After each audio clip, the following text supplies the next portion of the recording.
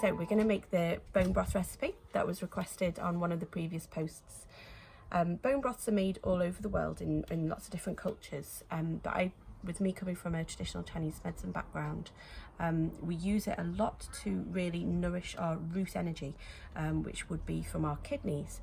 And this is kind of linked with what we would call our Jing energy, which is our root of our essence of who we are. It supports us right from when we're young, right through to when we're old. And it's about working hand in hand with our kidneys and giving us our vitality to go from strength to strength throughout the different seasons of our life. So it's really good for that nourishment that we get from chronic illnesses, or if you've just recently given birth, sort of postnatal support, post-viral fatigue, or anything really, or just like a nice softening, something to drink to really just nourish your tummy if you've had a tummy upset. It can be used for a whole host of things. So we're going to do the recipe. I try to use as best I can an organic chicken, and I tend to actually also do a little bit of a blessing before I use the whole chicken. Some people are a little bit squeamish about using chicken bones or any type of meat bones, and they feel it's a bit, I don't know, just not quite comfortable with it. But I kind of really think that we are utilising the whole of the animal, and we're getting as much as we can and making the best that we can from one single meal. And I kind of think back to my grandma Green, who lived in Burnley, and she raised 2 twin boys through the war, and I know for a fact that she would have really done this type of recipe to get as many meals as you can out of one single ingredient. So as well as that aspect, you're also getting the full nourishment that comes from a bone broth. So yeah, so I tend to do a little blessing to say thank you to the chicken, and let's crack on. Got my carcass in the pan. I've taken off all the meat that I want to. You could probably take off more to be honest, if you wanted to. I've removed any lemons that I cooked with. Do make sure you remove those, because otherwise the broth tastes really unpleasant. And any string as well. We don't want any Bridget Jones moments and turn the soup blue. So we put your carcass in there and then just pour water over the top until the carcass is fully covered. So the next part for making a broth, you get about 2 carrots, throw them in,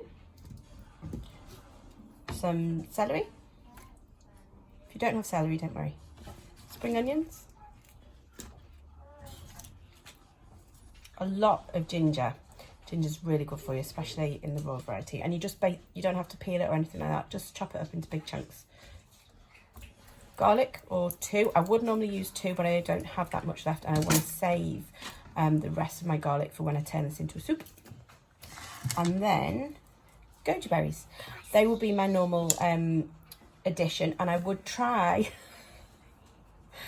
and use some Chinese red dates as well, because they're really good for qi and blood boosting.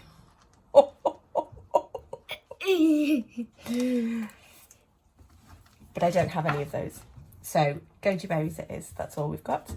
You put that on a really low simmer, lid on, and leave it for as long as you can.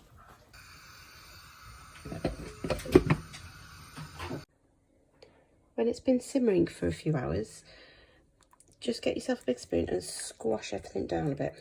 What we're trying to do is we're actually trying to break down the bones a bit to get them to release all of their nutrients. Whoopsies. All of that goodness, we're actually trying to break it down a bit. Now at this point, this has been on for, I think, probably about 2 or 3 hours. You could stop there, but what I'm going to do is I'm actually going to continue for another 3 or 4 hours possibly. The longer that you can simmer it to get the goodness out of the bones, the more nutritious it's going to be and the more healing it's going to be. So the bone broth has had about 6 or 7 hours cooking. So I'm just going to give it one last squish down with the ladle. Try and get everything out again.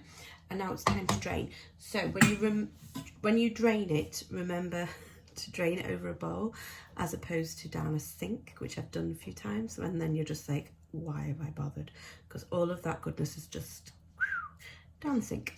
So all you need, sieve and your pan, and you literally just pour it in. And so you're going to be catching all of the leftover debris.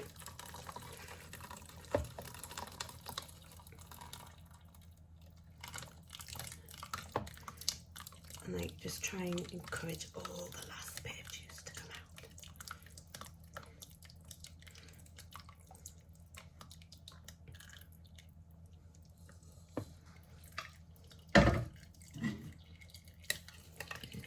A bit more of a squish.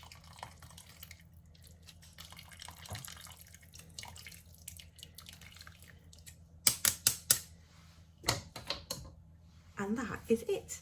So in here is bone broth, which you can drink a cupful a day or a couple of cupfuls a day if you want to. You can freeze it into little portions, keep it in the fridge for a couple of days. I tend to turn it into a soup with the leftover chicken meat and add in some garlic and some ginger, whatever other veg you've got, chopped up mushrooms, bamboo shoots. You know, you could literally all add in loads of things there, so might do that another day. But yeah, that is it. So simple. So I'll show you a little photo now of what it looks like, and that's it. Good to go. This is it that I've just poured out now. You'll notice that the fat is just starting to settle on the top. If you freeze it, and actually if you put it in the fridge as well, you will get a layer of fat on the top. Don't worry, as soon as you start to heat it through in really gently on a saucepan, it will start to dissolve again, so don't worry about that.